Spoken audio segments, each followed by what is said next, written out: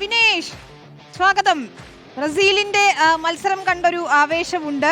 981 ദിവസങ്ങൾക്ക് ശേഷം ബ്രസീൽ ക്ഷമിക്കണം 981 ദിവസങ്ങൾക്ക് ശേഷം നെയ്മർ എത്തിയതാണ്.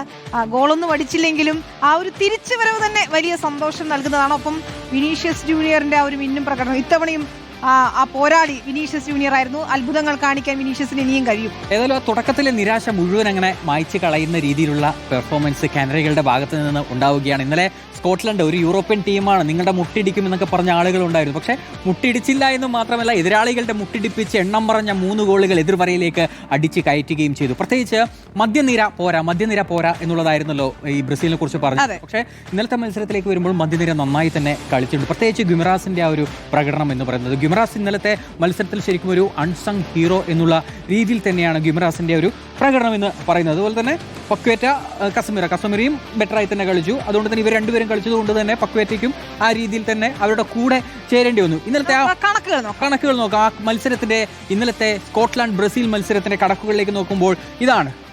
ഷോട്ടുകൾ 11 ഷോട്ടുകളാണ് സ്കോട്ട്ലൻഡ് ഉതിർത്തത്. ബ്രസീലാകട്ടെ 21. ശരിക്കും ആ വ്യത്യാസം കാണാനുണ്ട്. കളിയിൽ എന്താണ് സംഭവിച്ചത് അത് ഈ കാണിലും കാണാനുണ്ട്. ലക്ഷ്യത്തിലേക്ക് 8 ഷോട്ടുകൾ ബ്രസീൽ ഉതിർത്തപ്പോൾ 5 ഷോട്ടുകളാണ് സ്കോട്ട്ലൻഡിന്റെ ഭാഗത്തുനിന്നുണ്ടായത്. പൊസഷൻ ആയാലും മുൻതൂക്കം ബ്രസീലിന് തന്നെയാണ്. 54%, മറുവശത്ത് 46%. പാസുകളുടെ എണ്ണം നോക്കുക, 602 ബ്രസീലിന്. എനിക്ക് തോന്നുന്നു നെയ്മർ വന്നപ്പോൾ കുറച്ച് വേഗം കൂടുകയും ചെയ്തു. ഒരു ആവേശം ആ സമയത്ത് കാണാൻ സാധിച്ചിട്ടുണ്ട്. അതായത് ഈ മെസ്സി അർജന്റീനയ്ക്ക് കൊടുക്കുന്ന ഒരു ആവേശമുണ്ട്. ആ രീതിയിൽ തന്നെയാണ് നെയ്മറിനെ സംബന്ധിച്ചിടത്തോളം. നെയ്മറും ആ രീതിയിലുള്ളൊരു ആവേശം ടീമിന് എപ്പോഴും കൊടുക്കുന്ന ഒരു ആൾ തന്നെയാണ്. നമുക്ക് ഇന്നലത്തെ മത്സരത്തിലേക്ക് മറ്റു കണക്കുകൾ നോക്കണം. കാരണം വിനീഷ്യസിനെ പറയാതെ നമുക്ക് പോകാൻ കഴിയില്ല. അപ്പോൾ ഇന്നലത്തെ മത്സരത്തിലെ വിനീഷ്യസിന്റെ പ്രകടനം എങ്ങനെയായിരുന്നു എന്ന് കൂടി നോക്കാം. ഇതാണ് വിനീഷ്യസ്. വീണ്ടും ഇരട്ട ഗോൾ. ഈ ലോകകപ്പിലെ ഗോൾ നേട്ടം 4 മാറിയിരിക്കുകയാണ്. ടച്ചുകളുടെ എണ്ണം എന്ന് പറയുന്നത് 55 ആണ്. 55 ടച്ചുകൾ. അതിൽ ഷോട്ടുകൾ ഉതിർത്തതാകട്ടെ 8 ഷോട്ടുകൾ ഉതിർക്കുന്നു എതിർ പോസ്റ്റിലേക്ക്. അതിൽ 5 ലക്ഷ്യത്തിലേക്ക് പോയി എന്നുള്ളതാണ്.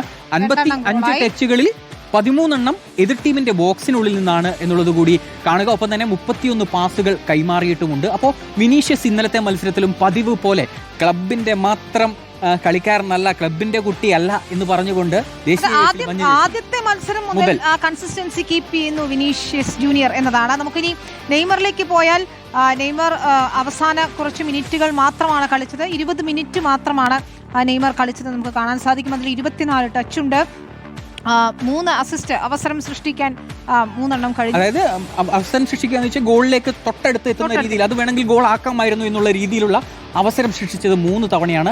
ലക്ഷ്യത്തിലേക്ക് അതിനിടയിൽ ഈ 20 മിനിറ്റിനിടയിൽ ഒരു ഷോട്ട് ലക്ഷ്യത്തിലേക്കും അദ്ദേഹം ഉതിർത്തിട്ടുണ്ട്. 24 ടച്ച് ഗോൾ ആയില്ല എങ്കിൽ പോലും അതൊരു നല്ല ഷോട്ടായിരുന്നു. 14 പാസ് നമുക്ക് കാണാം.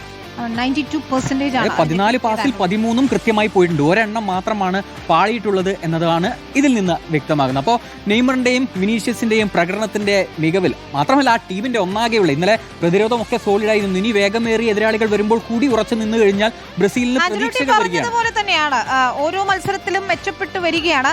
ഒരു പ്രത്യേകതയുള്ളത് ഇത്രയധികം വർഷങ്ങളായി ഗ്രൂപ്പ് മത്സരങ്ങളിൽ തോറ്റിട്ടില്ല. നോക്കൌട്ടിലേക്ക് വീണ്ടും ബ്രസീൽ എത്തുമ്പോൾ മഞ്ഞപ്പടയ്ക്ക് ആവേശമുണ്ട്, കാനഡകൾക്ക് ആവേശമുണ്ട്. അവരുടെ സുൽത്താൻ കൂടി അവതരിച്ചിരിക്കുന്നു. അപ്പോഴിതാ മെസ്സി, റൊണാൾഡോ, നെയ്മർ, അങ്ങനെ